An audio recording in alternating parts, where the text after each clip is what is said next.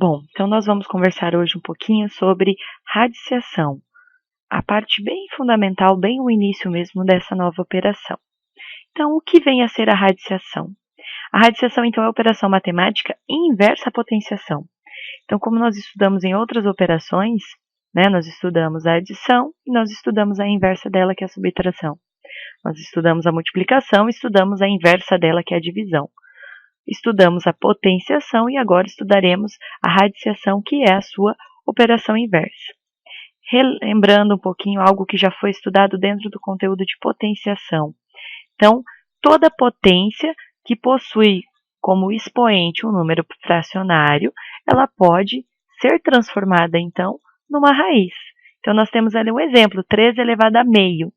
Então, eu coloco esse 3 dentro da raiz, mantenho o numerador do expoente, que é o 1, e coloco o denominador lá fora da raiz.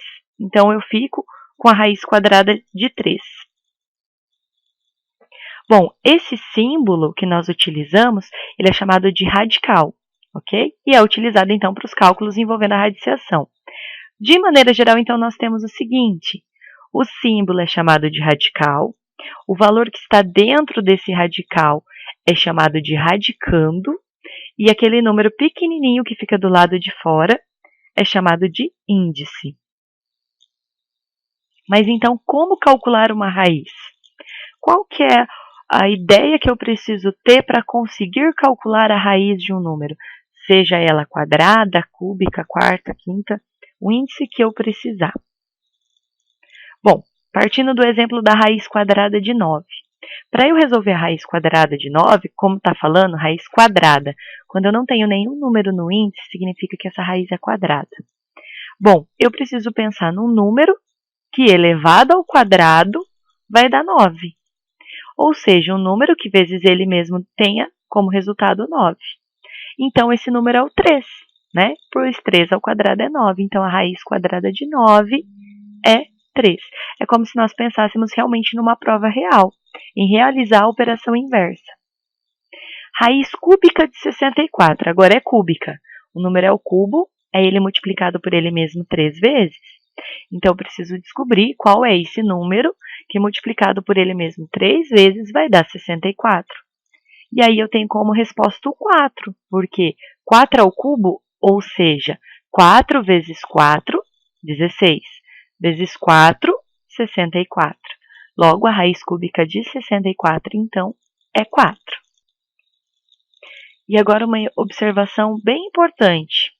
Se nós pensarmos em um número real que elevado ao quadrado resulte em 25, a gente chega como resposta em dois valores, 5 e menos 5. Por quê? 5 ao quadrado é 25. Só que o menos 5 ao quadrado também é 25, né? O menos com menos, nessa operação, sinais iguais, resulta num resultado positivo. Entretanto, quando nós falamos em raiz quadrada, por definição, a gente tem que buscar como resposta apenas o número não negativo que elevado ao quadrado vai dar o valor que está no radicando. Por que eu digo não negativo? Porque pode ser 0, tá? Então, nós não dizemos que a gente busca um número positivo. Não, é um número não negativo. Ele pode ser 0 ou ele pode ser positivo. Essa regra, então, ela se aplica para qualquer raiz de índice par, ok? Então, pode ser a raiz quadrada, como nós vimos aqui, uma raiz quarta, uma raiz sexta, ou qualquer outro índice que seja par. Quando nós trabalhamos com as raízes de índice ímpar, por exemplo, a raiz cúbica, a raiz quinta, a raiz sétima, aí tranquilamente a gente pode ter como resultado números negativos, porque o jogo de sinal faz com que isso seja permitido, ok?